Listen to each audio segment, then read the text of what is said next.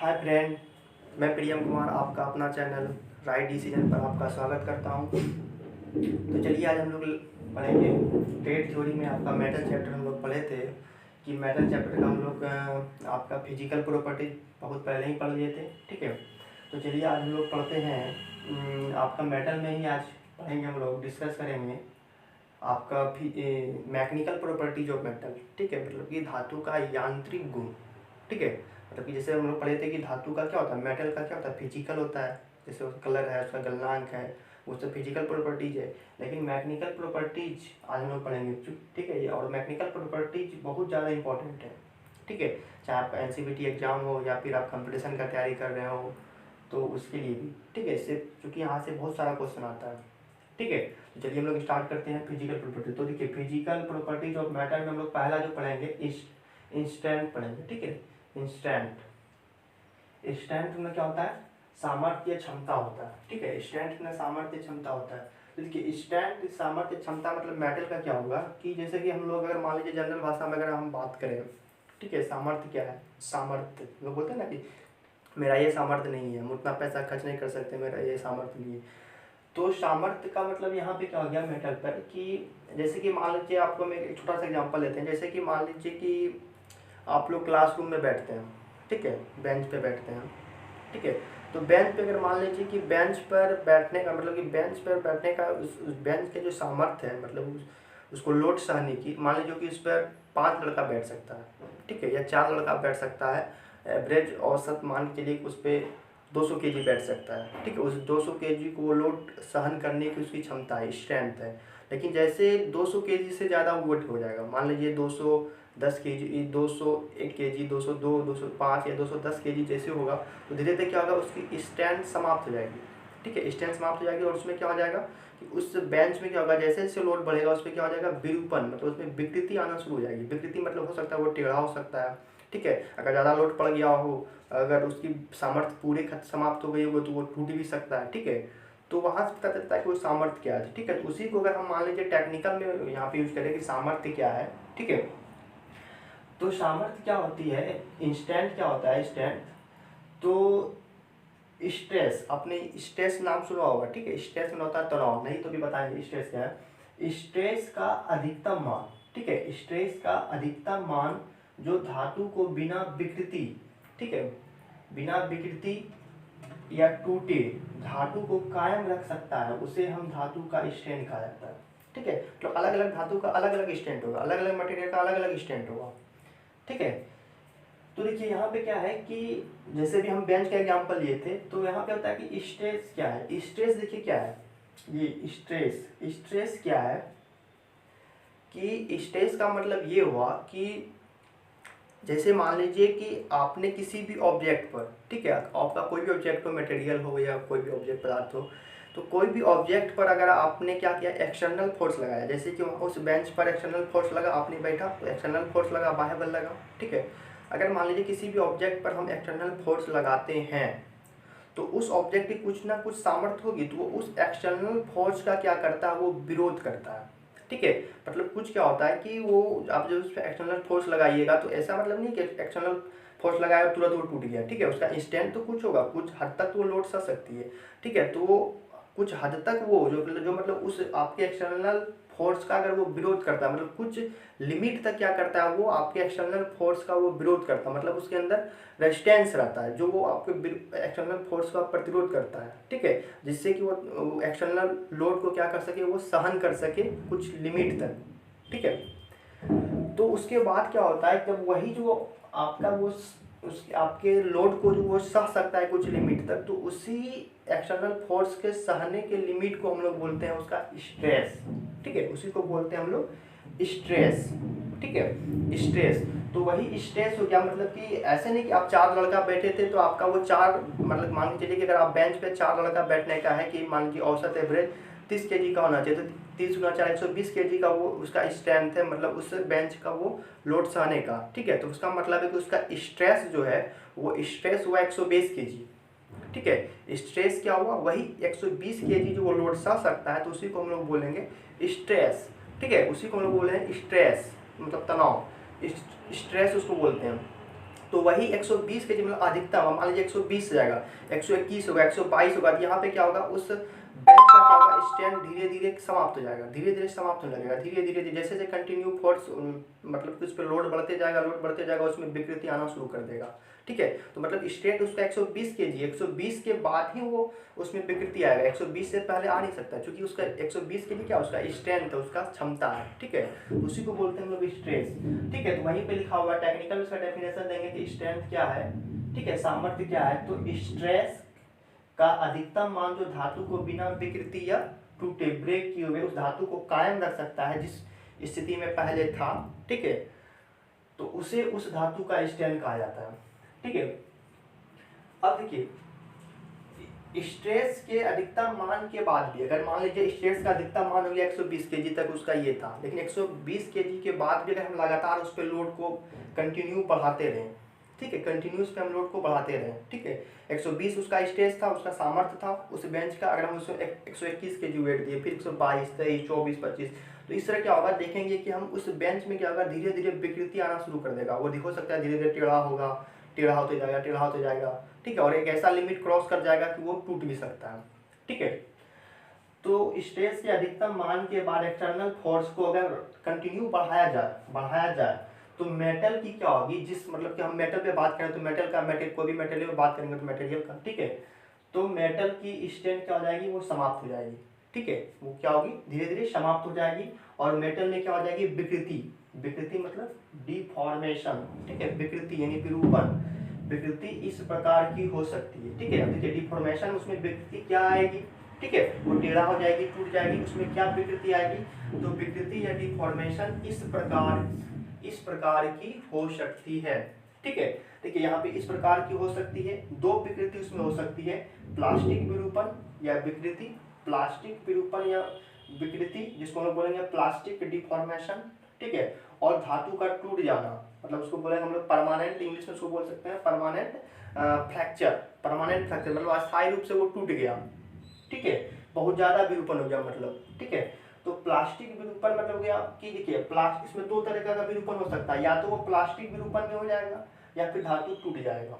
ठीक है, दो ही केस हो सकता है। अगर मान लीजिए अगर जैसे हम आपको बेंच का एग्जांपल देते, अगर आप बेंच पर उसकी स्ट्रेस जो थी 120 केजी थी, अधिकतम वो उसका स्ट्रेंथ जो था 120 केजी था, लेकिन जैसे हम उस पर 121 दिए, 122 दिए, 23 दिए, तो क्या हो गया, उसमें विरूपण आना शुरू हो गया, मतलब डिफॉर्मेशन आना शुरू हो गया। धीरे धीरे बेंच क्या होगा, अगर मान लीजिए आप बैठे हैं तो 121 दिए, 122 क्या होगा, धीरे धीरे वो टेढ़ा होना शुरू हो गया, विकृति आना शुरू हो गया। लेकिन जैसे मान लीजिए 125 के जी दिया, 130 के जी, वो क्या हो गया, 20 से टूट गया। ठीक है, तो उसमें दो कंडीशन हो सकता है, या तो वो टेढ़ा हो जाएगा, मतलब उसमें हल्का विरूपण आएगा, तो जिसमें हल्का विरूपण आएगा उसको हम बोलते हैं प्लास्टिक विरूपण। ठीक है, और प्लास्टिक विरूपण का मतलब कि अगर मान लीजिए वो टेढ़ा हो गया, ठीक है, टेढ़ा हो गया, तो वो पुनः क्या होगा, वो अपने स्थिति में आ नहीं सकता। अगर मान लीजिए हम वेट को हटा भी देंगे, अगर मान लीजिए उस पर जो लड़का बैठा था और उसको एक्सटर्नल फोर्स को अगर हम हटा भी देंगे, तो वो क्या होगा कि वो फिर अपने स्थिति में आ नहीं सकता है। ठीक है, वो जैसा टेढ़ा हो गया तो वो टेढ़ा ही रहेगा। ठीक है, तो वो टूटा नहीं, सिर्फ टेढ़ा होकर रह गया। ठीक है, उसको बोलते हैं हम लोग, उस प्रकार की विकृति को क्या बोलते हैं, प्लास्टिक विरूपण। ठीक है, जो अपने स्थिति को फिर गेन नहीं कर पाए। ठीक है, उसको बोलते हैं हम लोग प्लास्टिक विरूपण। और धातु का टूट जाना, अगर मान लीजिए बहुत ज्यादा वेट, मान लीजिए 130 केजी हो गया वेट, 120 केजी उसका स्ट्रेस था, 130 केजी हो गया, तो वो क्या हो सकता है, वो टूट सकता है, वो मान लीजिए टूट गया। ठीक है, तो टूट जाने का मतलब क्या, 100% उसमें हो गया विरूपण।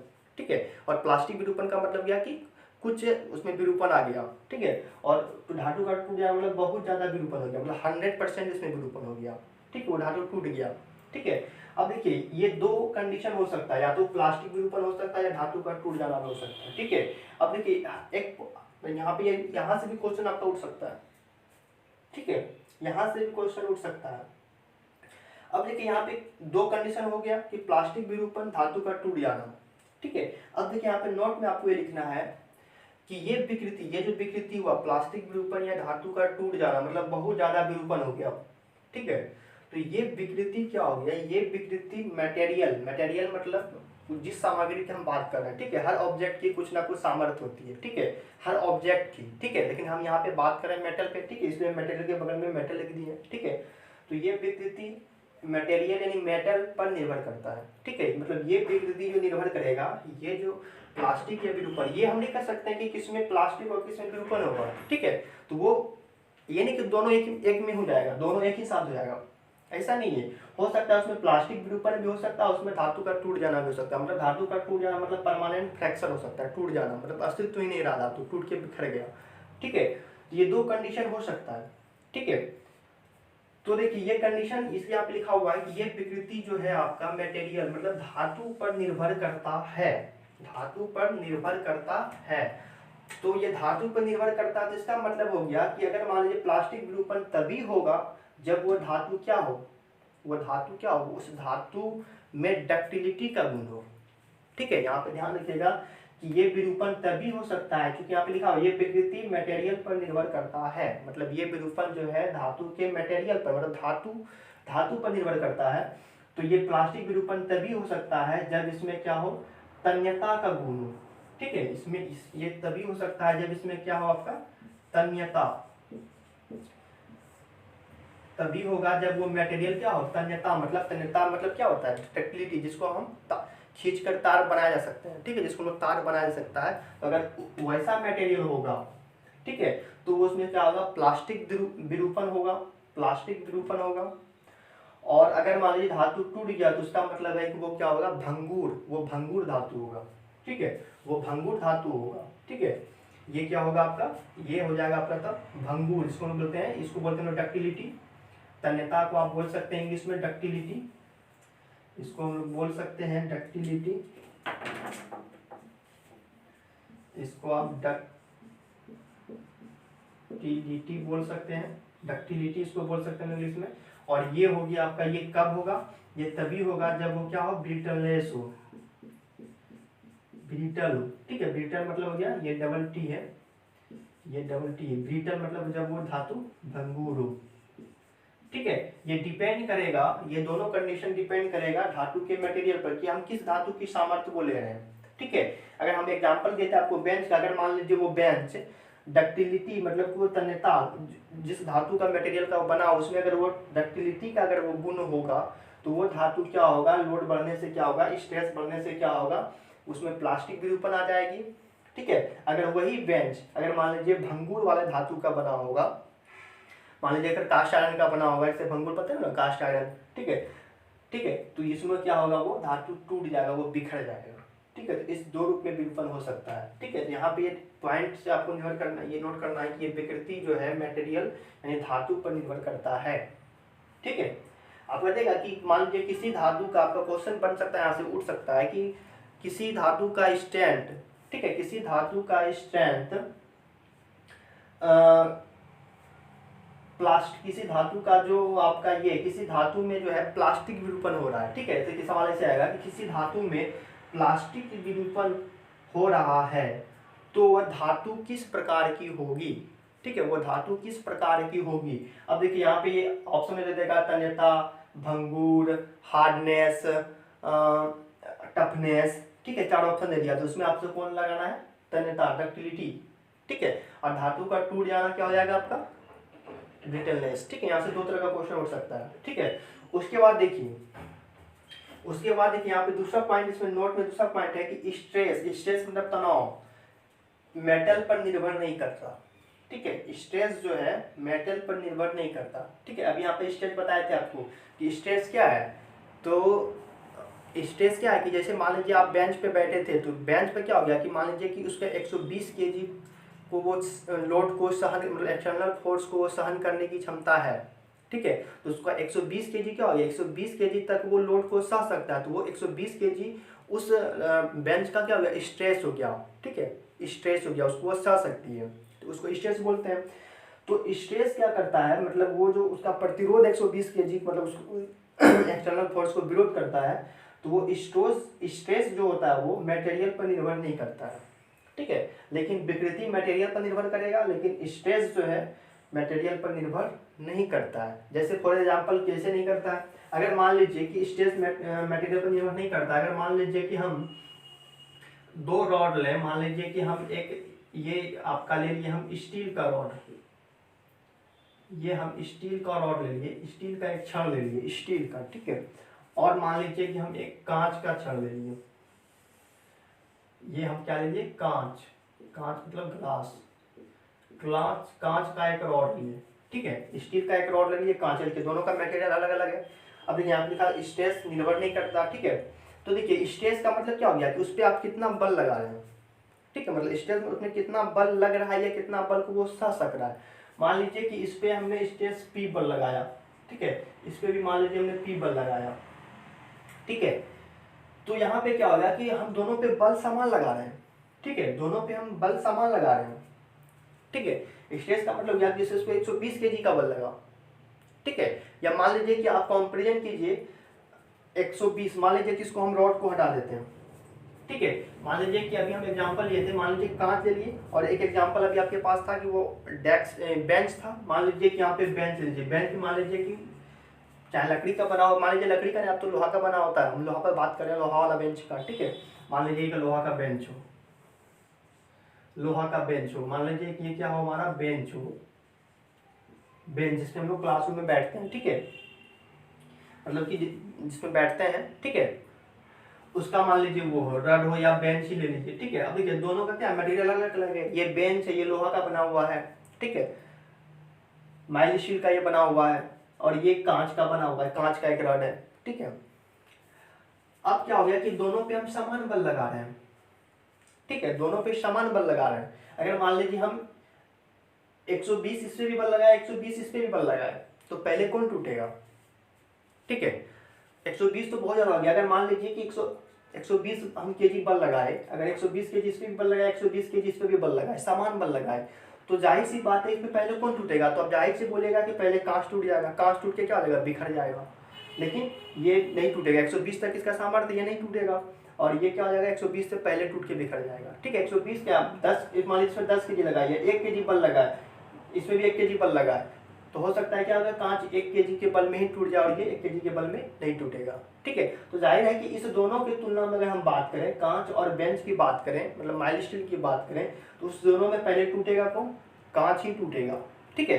क्योंकि कांच क्या होगा, कांच पहले टूट जाएगा, क्योंकि उसकी, यहाँ से हम बोल सकते हैं कि कांच की जो रॉड है उसकी जो सामर्थ्य है, उसकी जो स्ट्रेंथ है, उसकी जो सामर्थ्य है, उसकी सामर्थ्य, ठीक है, उसका जो सामर्थ्य है, उसका सामर्थ्य क्या है, कम है, और इसका क्या है, ज्यादा है। इसका स्ट्रेंथ क्या है, इसका ज्यादा है, ठीक है, इसका स्ट्रेंथ ज्यादा है, तो ज्यादा लोड को ये कैरी करेगा, सह सकेगा, और इसका सामर्थ्य कम है, तो ये कम लोड को कैरी कर पाएगा, ठीक है। इसलिए यहाँ पे ये बात आप याद रखिएगा कि स्ट्रेस जो है मटेरियल पर निर्भर नहीं करता, बट वही स्ट्रेस, ठीक है, कि स्ट्रेस जो है मटेरियल पर निर्भर नहीं करता है। डक्टिलिटी पढ़ते हैं, दूसरा आपका मैकेनिकल प्रॉपर्टीज डक्टिलिटी, तन्यता क्या है। तो हम लोग पहले मानते हैं कि पहले भी जान रहे होते हैं कि मेटल का वह गुण जिसे खींच कर तार बनाया जा सकता है और वो टूटे नहीं, तो उसे हम लोग क्या करते हैं, उस धातु का तन्यता कहा जाता है, ठीक है, डक्टिलिटी कहा जाता है, ठीक है। तो ठीक है, उसे हम तार तो बना सकते हैं, लेकिन देखिए यहाँ पे हमको क्या पढ़ना है जो इंपॉर्टेंट है हमारे लिए, कि फ्रैक्चर मतलब क्या देखिए लिखा होना है कि जिसे खींच कर तार बनाया जा सकता है और टूटे नहीं, ठीक है, टूटे नहीं, ठीक है। अगर टूट जाएगा तो फिर वो तन्यता खत्म, ठीक है। तो देखिए फ्रैक्चर यहाँ पे, यहाँ फ्रैक्चर ये ब्रेक से पहले, अगर मान लीजिए हम, ठीक है, अगर मान लीजिए कि हमारा ये मेटल है, मान लीजिए डक्टिलिटी का गुण, तो इसमें हम तार बना सकते हैं। इसको हम क्या करेंगे, खींचेंगे, तो देखिए, तो इसको हम मान लीजिए कि हम यहाँ लिखे, इसको हम खींचेंगे, इधर से भी खींचेंगे, इधर से भी खींचेंगे, तब तो ये तार बनेगा, ठीक है। तो सबसे पहले इसमें याद रखिएगा कि इसमें जो होता है टेंसाइल बल लगता है, टेंसाइल फोर्स, मतलब टेंसाइल फोर्स का मतलब क्या, एक इधर एक इधर, ठीक है, अपोजिट फोर्स लग रहा है, एक इधर से हम बल लगा रहे हैं, इधर से खींच रहे हैं लगा के, एक इधर से खींच रहे हैं, एक इधर बल लग रहा है, एक इधर बल लग रहा है, तभी तो ये फैलेगा तार के रूप में, ठीक है, तभी तो ये तार में फैलेगा, ठीक है। तो तन्यता में क्या होता है, टेंसाइल बल लगता है, ठीक है, टेंसाइल बल लगता है, इसको हम लोग बोलते हैं टेंसाइल फोर्स, ठीक है। जिस डायरेक्शन में अगर बल लगता है इसको बोलते हैं हम लोग टेंसाइल फोर्स, ठीक है, इसको याद रखिएगा। उसके बाद देखिए जब ये टेंसाइल फोर्स लगता है तो क्या होता है, ये तार में क्या होता है, तार में मतलब ये पतला होना स्टार्ट हो जाता है, वायर में कन्वर्ट होना स्टार्ट हो जाता है, ठीक है। तो देखिए फ्रैक्चर या ब्रेक से पहले, मतलब टूटने से पहले, ये खींच रहे हैं इसको, टूटने से पहले क्या होता है कि जब इसको हम खींच रहे हैं दोनों डायरेक्शन में, इधर भी खींच रहे हैं इधर भी खींच रहे हैं, तो वो टूटने से पहले क्या होता है कि बड़ी मात्रा में प्लास्टिक विरूपण देती है। ठीक है, देखिए यहाँ पे प्लास्टिक विरूपण आ गया, बड़ी मात्रा में प्लास्टिक विरूपण देती है। देखिए प्लास्टिक विरूपण तो आप समझ ही गए, जैसे पहले बताए थे आपको स्ट्रेंथ में। देखिए प्लास्टिक विरूपण का मतलब क्या हो गया कि मान लीजिए कि ये मेटल में तन्यता का गुण है, इसको मान लीजिए हम टेंसाइल बल दिए, मतलब इस डायरेक्शन में बल दिए। ठीक है, तो उसको बोलेंगे हम लोग टेंसाइल फोर्स, इसी को हम लोग बोलते हैं टेंसाइल फोर्स। इसको भी याद रखिएगा, बहुत बड़े एग्जाम में पूछा गया टेंसाइल फोर्स। ठीक है, अब देखिए टेंसाइल फोर्स इसमें दिए, दोनों लिखे, ये इस डायरेक्शन में हम खींच रहे हैं, टेंसाइल फोर्स लगा रहे हैं उस पर, तो वो क्या कन्वर्ट तार के रूप में वो कन्वर्ट होना शुरू करेगा। तो देखिए ये क्या हो गया, ये पहले मान लीजिए इतना मोटा था, इतना मोटा वायर था, ठीक है, उसको हम धीरे धीरे पतला वायर में कर रहे हैं। मान लीजिए इतना मोटा उसका क्षेत्रफल मटेरियल था, उसको हम लोग वायर में कन्वर्ट कर रहे हैं। मान लीजिए कि जैसे कि हम लोग पढ़ते हैं ना कॉपर का तार बनता है, मान लीजिए कि कॉपर का इतना बड़ा ये है रोल है, ठीक है, उसको हम लोग क्या कर रहे हैं, तार में कन्वर्ट कर रहे हैं।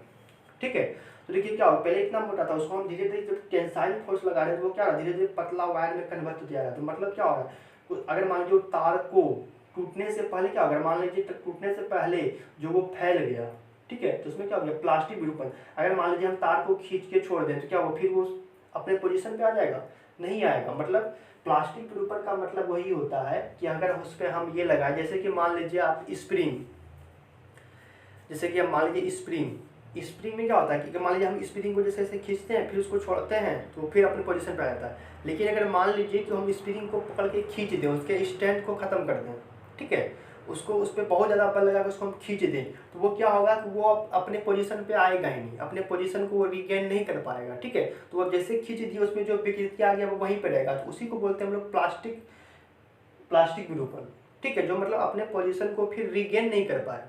ठीक है, जैसे कि स्प्रिंग में क्या होता है, इलास्टिसिटी का गुण होता है। जैसे मान लीजिए आप उसको खींचे तो फिर अपने जैसे छोड़े उसको तो फिर वो अपने स्थान पे आ गया। ठीक है, तो वो इलास्टिसिटी का गुण है। लेकिन जब इलास्टिसिटी के गुण को हम लोग क्रॉस कर देते हैं, उससे ज़्यादा उस पर बल लगा देते हैं, तो वो स्प्रिंग पुनः अपने स्थान पे आता ही नहीं है, तो उसी को बोलते हैं हम लोग प्लास्टिक विरूपण। ठीक है, तो यहाँ पे क्या है कि फ्रैक्चर मतलब जब इसको हम तार बना रहे हैं टेंसाइल फोर्स लगा के, ठीक है, तो उससे पहले क्या होता है, टूटने से पहले क्या होता है, बड़ी मात्रा में प्लास्टिक विरूपण देते हैं। प्लास्टिक विरूपण का मतलब ये हुआ कि अगर आपने कॉपर का ये मान लीजिए रॉड है, इससे हम तार बना रहे हैं, तो इसके हम यहाँ से जो खींचे तो ये टूटने से पहले क्या हो गया, मान लीजिए टूटेगा, किसी भी धातु का कोई तो लिमिट होगा जहाँ पे वो टूट जाएगा।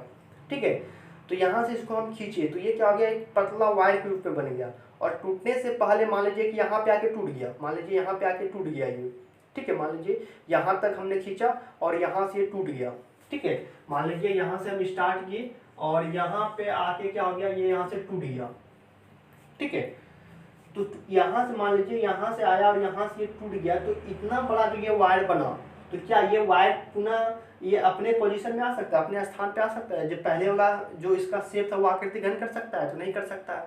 ठीक है, तो नहीं करेगा तो ये ठीक थीन में ही कन्वर्ट हो जाएगा, तो इसी को बोलते हैं प्लास्टिक डिफॉर्मेशन। ठीक है, तो वही बोल रहा है यहाँ पे कि फ्रैक्चर या टूटने से पहले बड़ी मात्रा में प्लास्टिक विरूपण देती है, मतलब यही जो वायर बन गया इसी को हम लोग बोल देंगे प्लास्टिक डिफॉर्मेशन। ठीक है, तो ये क्या होती है, टूटने से पहले बड़ी मात्रा में प्लास्टिक विरूपण देती है। ठीक है, तो आपसे ये भी क्वेश्चन आ सकता है कि वायर जो बनता है, तो वायर जो बनता है मान लीजिए वायर ये तन्यता में कौन सा फोर्स लगाया जाता है, कौन सा बल लगाया जाता है, तो आपको ये याद रखना है, टेंसाइल फोर्स लगाते हैं क्योंकि इस डायरेक्शन में लगाते हैं, इधर भी बल लगाते हैं, इधर भी बल लगाते हैं। ठीक है, और ये हो गया। और देखिए उसके बाद क्या होता है कि इसके क्षेत्रफल में देखिए क्या होता है, इसके क्षेत्रफल में कमी होते जाता है, इसके क्षेत्रफल में कमी होते जाता है, ये भी याद रखिएगा। इसके क्षेत्रफल में क्या होता है, रिडक्शन होता है। मान लीजिए कि इसका क्षेत्रफल ये था, मान लीजिए इसका क्षेत्रफल ये था, जब हम इसको वायर में कन्वर्ट की तो मान लीजिए इसका क्षेत्रफल क्या हो जाएगा, मान लीजिए इसका क्षेत्रफल अब ये हो जाएगा, धीरे धीरे क्या होगा, धीरे धीरे क्या हो जाएगा, ये कन्वर्ट होते चला जाएगा, मतलब इसका क्षेत्रफल क्या हो जाएगा, धीरे धीरे कमते चला जाएगा। और एक स्थिति ऐसा आएगा जो पूरा वायर बन जाएगा। मान लीजिए कि इतना मोटा ये है, कॉपर का ये है, जब आप इससे वायर को खींचिएगा तो धीरे धीरे क्या होगा, इसके क्षेत्रफल में क्या होगा, कमी होते जाएगा, कमी होते जाएगा, कमी होते जाएगा, होगा ना, कमी होते जाएगा। होते जैसे मान लीजिए कि कैसे समझाएं आपको, मान लीजिए कि जैसे मान लीजिए कपड़ा ही है, तो अभी मान लीजिए कपड़ा जब इसका एक धागा निकालते हैं, जब धागा निकालते जाते हैं, खींचते जाते हैं, फिर क्या होता है, ये कपड़ा धीरे धीरे धीरे धीरे धीरे धीरे धीरे धागा से खत्म होते होते होते एक ऐसा पॉइंट आएगा पूरे धागा ही बन जाएगा, ये कपड़ा रहेगा ही नहीं रहेगा। तो जो इसका क्षेत्रफल था वो क्या हो जाएगा, कमी हो जाएगा धीरे धीरे। ठीक है। तो उसी प्रकार यहाँ पे क्या हो गया कि इसके क्षेत्रफल में क्या हो जाती है, तो होती जाती है ये क्षेत्रफल में इसका। चलिए हम लोग का डिटेलनेस के बारे में पढ़ते हैं। भंगुरता, कि भंगुरता क्या है कि मेटल का वह गुण जिस पर चोट लगाई जाए तो वो टूट कर बिखर जाए, तो उसे भंगुरता कहा जाता है। ठीक है, जैसे कास्ट आयरन क्या होता है, भंगुरता होता है, बहुत ज़्यादा भंगुरता होता है। ठीक है, इसलिए तो कास्ट आयरन की हम लोग बनाते हैं आपका, जिसमें क्या होता है, उस झटका को सहन करने के इसमें गुण होता है। ठीक है, इसलिए तो मशीन का बेड वगैरह, लेथ मशीन का बेड या भाइस वगैरह क्या होता है, ये आपका कास्ट आयरन का बनाया जाता है। ठीक है, तो देखिए कास्ट आयरन आप लोग भंगुरता समझ ही रहे, जैसे कि ग्लास में समझते हैं, अगर ग्लास को आप ग्लास को छोड़िएगा तो क्या जुड़ के बिखर जाएगा। ठीक है, तो वो क्या होगा, उसमें भंगुरता का गुण है। ठीक है, तो यहाँ जैसे कास्ट आयरन हो गया, और इसमें क्या होता है कि बायएक्सल टेस्ट किया जाता है।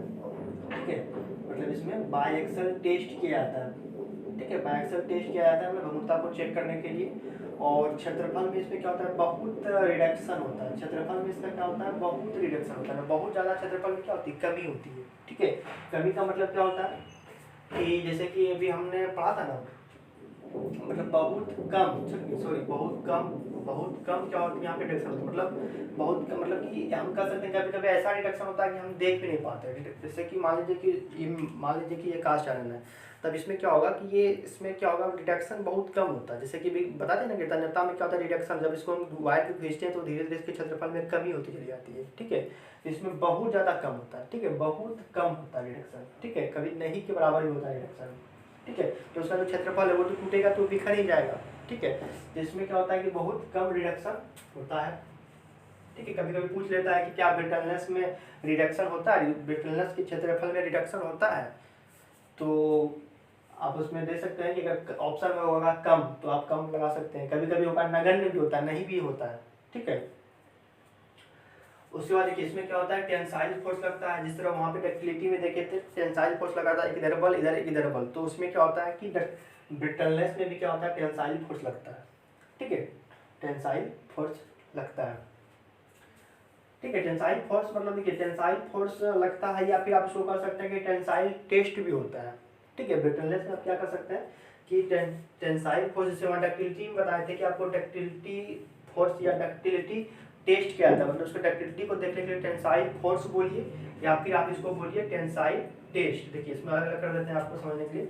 इस पर टेंसाइल फोर्स लगाया जाता है, टेंसाइल फोर्स लगाया जाता है, या आप इसको कह सकते हैं कि इसका टेस्ट जो किया जाता है वो टेंसाइल टेस्ट किया जाता है। इसमें टेंसाइल टेस्ट। इसी तरह तन्यता वाला में भी क्या होगा, टेंसाइल टेस्ट किया जाता है, मतलब कुछ ने कि ब्रिटलनेस को टेस्ट करने के लिए कि ब्रिटलनेस है कि नहीं है। वो सब मान लीजिए जहाँ पे ये बनता वर्कशॉप में रहता है। ठीक है, जहाँ पे ये आपका मेटलर्जी वाला सब ये वो जो होता है। ठीक है, तो वहाँ पे सब टेस्ट किया जाता है। तो वहाँ पे क्या होता है कि ब्रिटलनेस को टेस्ट करने के लिए टेंसाइल टेस्ट किया जाता है और उस पर टेंसाइल फोर्स को अप्लाई किया जाता है। ठीक है, इसको आप देखिएगा। उसके बाद देखिए मैलिएबिलिटी, घातवर्धनता, मैलिएबिलिटी, मेटल का वर्क जैसे ठंडी अवस्था में रोलिंग हैमरिंग किया जाए तो वो फैल कर क्या होते हैं, चादर के रूप में हो जाती है। ठीक है, जिसको हम लोग पीट कर चादर के रूप में फैला सकते हैं। ठीक है, तो उसको हम लोग बोलते हैं मैलिएबल कहा जाता है, जैसे चादर के रूप में सीट में कन्वर्ट किया जाए।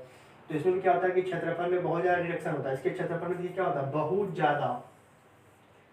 ठीक है, बहुत ज़्यादा मतलब तन्यता से भी बहुत ज़्यादा होता है। मतलब क्या होता है कि इसमें ये मान लीजिए ये है, मान लीजिए कि ये आपका मैलिएबिलिटी का इसमें गुण है, मान लीजिए कि इसमें मैलिएबिलिटी गुण है, इसको तो हम मारेंगे तो क्या होगा, इसका क्षेत्रफल भी देखिए इतना है, इसको जब मारेंगे तो क्या हो जाएगा, पतला हो जाएगा, सीट के रूप में हो जाएगा। ठीक है, मतलब फॉर एग्जाम्पल समझिए कि अगर मान लीजिए इसको हम मिटा देते हैं। ठीक है, ब्रिटलनेस वाले को मिटा देते हैं। ठीक है, ब्रिटलनेस वाले को मिटा देते हैं। अगर आप स्क्रीन शॉट लेना ले लीजिए, हम इसको मिटा दें ब्रिटलनेस के लिए।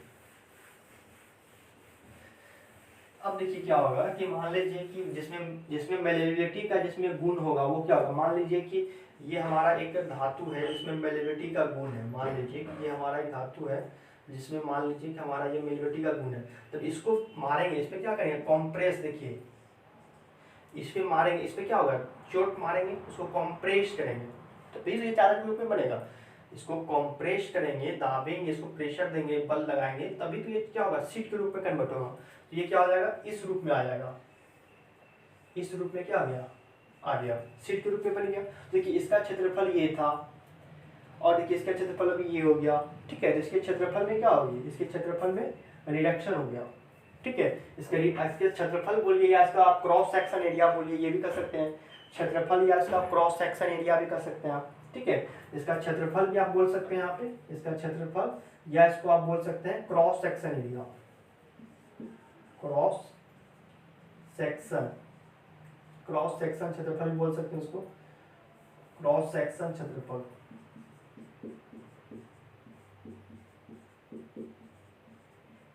क्रॉस सेक्शन क्षेत्रफल भी बोल सकते हैं। क्रॉस सेक्शन में क्या होता है, बहुत ज्यादा, क्रॉस सेक्शन का मतलब ये इसका एक भाग लेंगे, ठीक, काट के।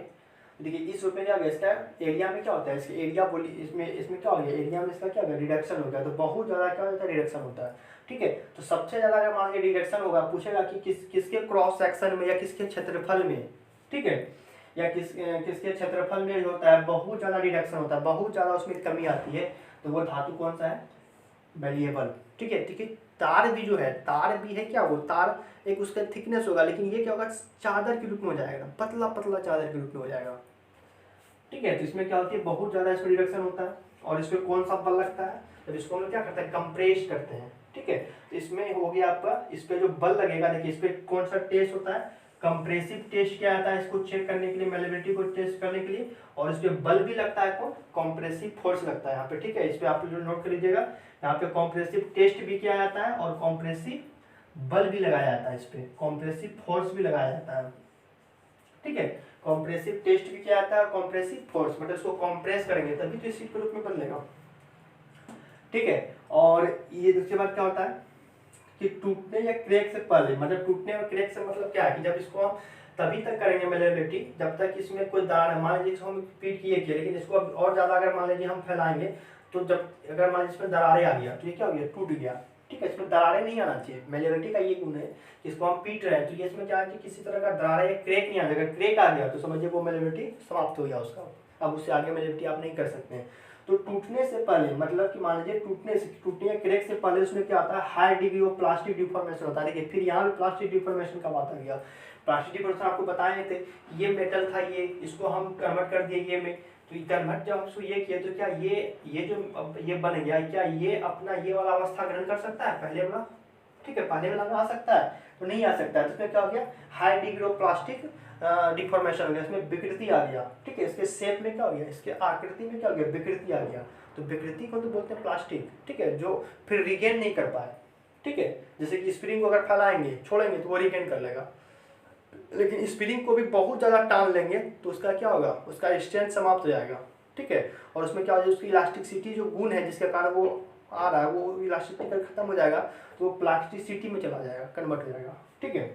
तो इसमें क्या होता है, टूटने क्रैक से पहले क्या होता है, हाई डिग्री प्लास्टिक डिफॉर्मेशन होता है, कॉम्प्रेसिव फोर्स लगता है, इस पर कॉम्प्रेसिव टेस्ट किया जाता है, इसको टेस्ट करने के लिए, ठीक है।